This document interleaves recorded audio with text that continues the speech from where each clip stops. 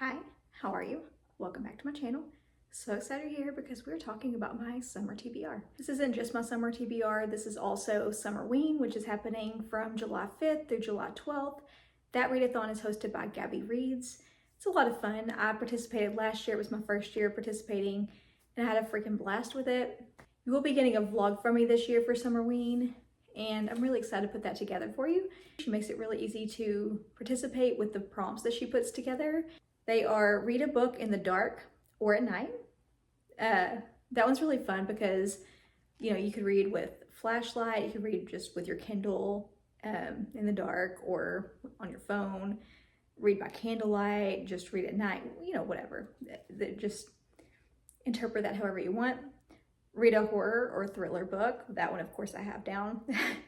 Read a book with a sky on the cover. Read a book you've owned for a year or longer. Read a novella, manga, or listen to a spooky audiobook.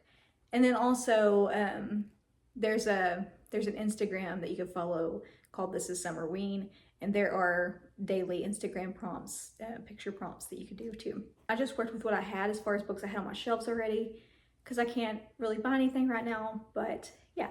But this is my, not just Summerween, but summer TBR altogether, just lots of summery vibes. Because I'm definitely a mood reader, I'm a seasonal reader, and just really like to immerse myself in the atmosphere. And I freaking hate summer so much, but I just figured I would just lean into it. Last year, I will link my TBR video last year and my Summer Rex last year, because last year I really leaned into mermaid horror. So I think there were 7 mermaid horror books on my TBR last year, and then some other summer horror. Anyways, I will link that TBR down below as well if you're interested, and I will also link Gabby's announcement video down below, and she goes really into detail about the merch that you can buy. Shirts and everything are really cute. Yeah, she really gets into all the details of Summerween as well. All that will be linked in the description. All of these are horror thriller except for one, and you know, I'll say that one for last. And then I have a couple recommendations that are books that I've read in the past that I think everybody should know about because they're just really good and have summer vibes. So let's get into it. We have Extinct by Charles Wilson. This is about a creature that is terrorizing the waters along the Gulf Coast. This starts when a 6-year-old boy witnesses these 2 older boys dive into the river, a coastal river, and they don't resurface. This boy's mom is a charter boat captain, and she gets wrapped up in this mystery of this, you know, what had happened to these kids. And she joins forces with this marine biologist, and they kind of go on the hunt for whatever creature is responsible. Yep. There are some other people involved, and it's a whole thing. So apparently, and this is an older book, this was published in the 90s, but apparently there's a TV series. There was a TV series about this. I'm like way behind, but I thrifted this. I'm really looking forward to reading it. I'm also hoping to finally get to It by Stephen King. I've seen the movie, but I've never actually read the book. I've heard it's really good. Love a good coming of age story. I know it's really good to read in the summer. My copy is really banged up. I thrifted this too a long time ago. Hoping to finally tackle this one. I'm really excited to finally get to it too. I don't need to tell you what this is about. I'm sure everybody knows. Yeah, I know it's chunky, but I've heard that it's worth it. Then we have Wild Spaces by S.L. Coney. This is another coming of age story. And to me, I don't know, this cover screamed summer vibes and adventures. That's just what it, I don't know, that's the vibe it gave me. And I think this one takes place in the summer. It says, an 11-year-old boy lives an idyllic childhood exploring the remote coastal plains and wetlands of South Carolina alongside his parents and his dog Teach. But when the boy's eerie and estranged grandfather shows up with no warning and no sign of leaving, cracks begin to form as hidden secrets resurface that his parents refuse to explain. Meanwhile, the boy finds something within himself changing, physically, into something his grandfather welcomes and his parents fear. Something abyssal, something monstrous. Okay, well that sounds really interesting. I believe I got this one in a Knotworms box. I got this one in a Knotworms package. Anyways, I had this as a signed copy that I have. Sounds really good. This is another Nightworms one, and that is Shooting Star by Joe R. Lansdale. This has the sky on it, so this is a good one for one of the prompts. That one had a sky on it too. This one said summer to me as well. I don't know. This guy is on his way to a fishing trip, and the train he's on gets hit by a spaceship, and he and the other passengers on the train are fighting for survival. They're all trying to outsmart these aliens. So sounds really interesting. It's very, very short. So it's more of a short story. It's less than 50 pages. So it's a nice quick read. Then we have Summer Camp for Slasher Victims by Matthew Mercer. This is one you probably remember me talking about very recently because I was going to read it for Old School April and didn't get to it. This is a good one for summer as well. And this is a nice slasher, which is perfect. This is just, it's a camp for kids who have experienced trauma in the form of a slasher at some point. And here they are at this camp, and the trauma that they've already experienced is happening again. So yeah, it sounds really horrific. Yeah. Oh, another one that I'm finally getting to. I'm late to the party on a few of these. Yeah, that's fine. And sometimes, like this one especially, I will wait until like a whole series is out and then I'll get to it, because I'm not really into delayed gratification. I don't have the patience to wait until like the next book comes out, so I'll wait until the whole series is out. But My Heart is a Chainsaw by Stephen Graham Jones. And this is another one, like, I started a while back, and for whatever reason my brain wasn't in the right space. You'll hear me say that sometimes, where like I'll start something, I'm like, my brain isn't there right now. I'm not there. And that's what happened with this one. I think my head is in the right space right now. So anyways, I've heard excellent things about this. I know everybody loves Jade Daniels, who is the main character, and I've heard nothing but great things. I'm really excited to finally be getting to this, and I've heard this was a great one to read for the summer. So, says you won't find a more hardcore 80s horror fan than high school senior Jade Daniels. And you won't find a place less supportive of girls who wear worn t-shirts and too much eyeliner than Proof Rock, nestled 8,000 feet up the mountain in Idaho, right alongside Indian Lake, home to both Camp Blood, site of a massacre 50 years ago, and, as of this summer, Terra Nova, a second home celebrity Camelot being carved out of the National Forest. That's not the only thing that's getting carved up, though. This, Jade knows, is the start of a slasher. But what kind? Who's wearing the mask? Jade's got an encyclopedic recall of every horror movie on the shelf. But will that help her survive? Can she get a final girl trained enough to stop all this from happening? Does she even want to? Isn't a slasher exactly what her hometown deserves? This novel explores the changing landscape of the West through Stephen Graham Jones's distinct voice of sharp humor and prophetic violence. Yes, I'm really excited to get to know Jade, because I've heard nothing but great things. Then we have Thresher by Michael Cole. I was on a Reddit thread a while back, and I saw that Michael Cole writes really great shark horror, so I knew I needed to give one a try. This is about a 40-foot long thresher shark. That's a short story of it, and it's supposed to be a really aggressive shark, and it takes place in the coastal waters of Florida, and apparently this shark is like stalking people. That is the very short version of what's going on with this one, but yeah, I mean that's what you're in this for, is for the shark, right? Yeah, I've been really, last year I debated on like mermaids or sharks, but I landed on mermaids, and this year I wanted to focus more on sharks. But I ended up with only one because like I couldn't go shopping, but I'm excited to get to it. I may pick up some more shark horror on Kindle Unlimited, but yeah, I'll get to my physical books first. Next we have The Summer That Melted Everything by Tiffany McDaniel. This just screams summer, doesn't it? Not just the title, but the cover, the colors, it's just great. This bruised and tattered 13-year-old boy Sal shows up out of nowhere, and he claims to be the devil. The Bliss family takes him in. They assume that he's just a runaway, so they take him in, and yeah, there's a giant heat wave that's rolled in with him.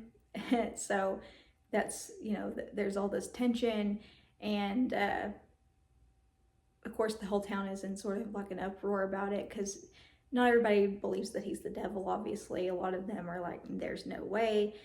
Some people do believe it, but then some strange accidents start to occur around town, and then obviously with the heat wave also, some people start to actually believe that he's the devil. It says, while the Bliss family wrestle with their own personal demons, a fanatic drives the town to the brink of a catastrophe that will change the sleepy Ohio backwater forever. That just sounds really good. And it had a pretty high rating when I looked. And with a heat wave and all that, it sounds very summery. My one non-horror is Evenings and Weekends by Oisin and McKenna. I wanted to read this forever, and I'm excited to get to it. So the top says, for fans of Sally Rooney and Tori Peters, a stunning debut that follows a vibrant multi-generational cast of characters through a London heatwave as their simmering tensions and secrets come to a head over a feverish, life-changing weekend. So this one follows like a diverse cast of characters, and they're all dealing with different life events, and they're dealing with different, they're at different stages in their lives. They're dealing with different just major things happening within their lives. So you have one woman who is pregnant, and she's dealing with all these different things and just trying to come to terms with some things. And you have somebody dealing with a cancer diagnosis. You have a man who is gay, and he's falling for this man who has a boyfriend. And anyways, you have all these people dealing with major things, and they're all relatable things. They're going to be relatable for different people. But you know, there's a lot more to the synopsis than just that. I'm telling you bits and pieces. I don't want to read the whole thing, but it just sounds really good. And it says at the bottom, it says, as Friday night approaches, all their lives are set to change forever. Temperatures are soaring, and the weekend is about to begin. Strikingly heartfelt, sexually charged, and disarmingly comic. It sounds excellent. And I've been wanting to read this for a while. And then I have a couple recommendations. I don't know that I will read either of these this year, because I read them just last year, so I read them pretty recently, but they are both so good that I had to mention them for summer for you. One of them is Vampires of El Norte by Isabel Cañas. This one is excellent. It involves vampires, of course. They're not the entire focus of this book, but they're a big focus of it. You know, Nina, she's very loyal to her family, and she's very loyal to her land and her farm, and her family's land has been threatened. Her family's farm has been threatened in more ways than one. And it takes place in Mexico, obviously, in the 1800s, in the 1840s. And there are some historical references in here, and I loved that, because I love that I mentioned when I did this review before that I just learned that because I was helping my daughter with her history homework, and I'm like, I just learned this. I know about this. It was really cool. It deals with classism. There are a lot of feminist aspects to this as well. And Nina's place in her family, and she's very torn because, yes, she has her place in her family, and she has her loyalty to her family as well. But then there's a love interest here too with Nestor. And Nestor, because of the classism, because of who he is. And he's not really a good suitor for Nina as far as her family is concerned. But anyways, there are these vampires, and vampires are terrifying. They're really scary. But Nestor and Nina's love, their relationship takes, it plays a big part in this book as well. And I didn't expect that. I did not know this was a love story going in. And I didn't expect that, and I wouldn't have thought I would have liked that, because that normally pisses me off when I'm reading horror and a relationship plays such a huge role in it. It's usually a huge turnoff for me.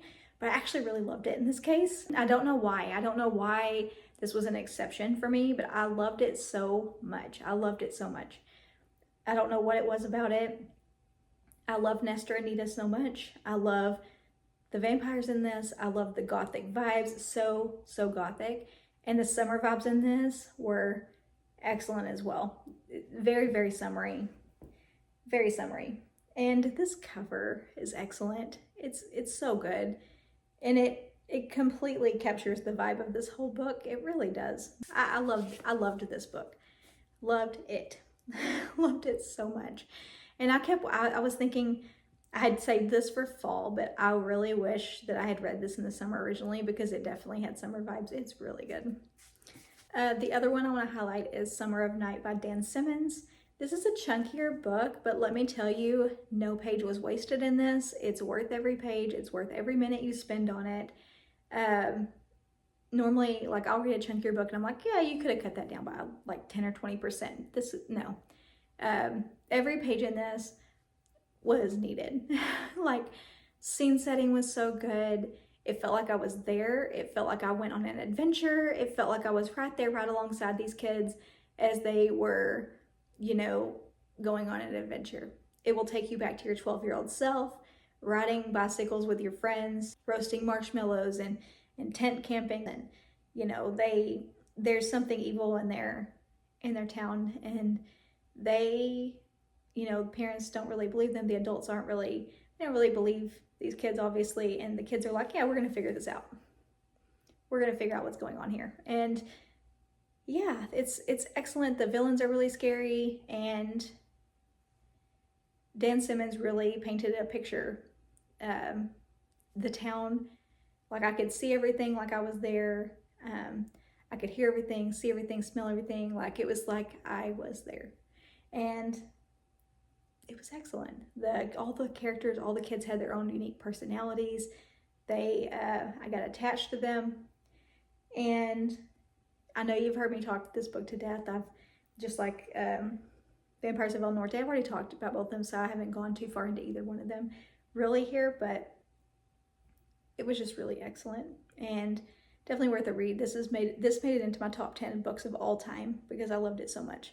But summer vibes, yes, and nostalgic and summery, and yeah, felt like an adventure. Really good. Next week, I'll have my mid-year check-in. I'm doing it a little different, but you'll know where I am with my goals. You'll know my